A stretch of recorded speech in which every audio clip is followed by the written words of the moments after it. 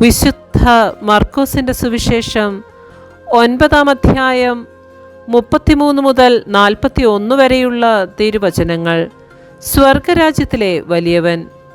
അവർ പിന്നീട് കഫർനാമിലെത്തി.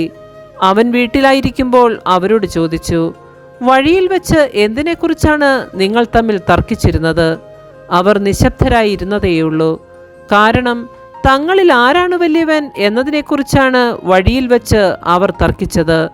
അവനിരുന്നിട്ട് 12 പേരെയും വിളിച്ചു പറഞ്ഞു, ഒന്നാമനാകാൻ ആഗ്രഹിക്കുന്നവൻ അവസാനത്തവനും എല്ലാവരുടെയും ശുശ്രൂഷകനുമാകണം. അവൻ ഒരു ശിശുവിനെ എടുത്ത് അവരുടെ മധ്യേ നിർത്തി അവനെ കരങ്ങളിൽ വഹിച്ചുകൊണ്ട് പറഞ്ഞു, ഇതുപോലുള്ള ഒരു ശിശുവിനെ എൻ്റെ നാമത്തിൽ സ്വീകരിക്കുന്നവൻ എന്നെ സ്വീകരിക്കുന്നു. എന്നെ സ്വീകരിക്കുന്നവൻ എന്നെയല്ല, എന്നെ അയച്ചവനെയാണ് സ്വീകരിക്കുന്നത്.